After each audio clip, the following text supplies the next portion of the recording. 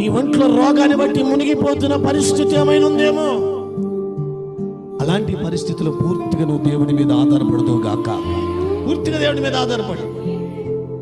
నీ ఒంట్లో రోగం, ఇంట్లో డబ్బులు లేని పరిస్థితి, ఒంట్లో రోగం భర్తకు కానీ, భార్యకు కానీ, బిడ్డలకు కానీ, తల్లిదండ్రులకు కానీ నా ఒంట్లో రోగం ఉంది అని చెప్పుకోలేని హీనస్థితి ఏమో.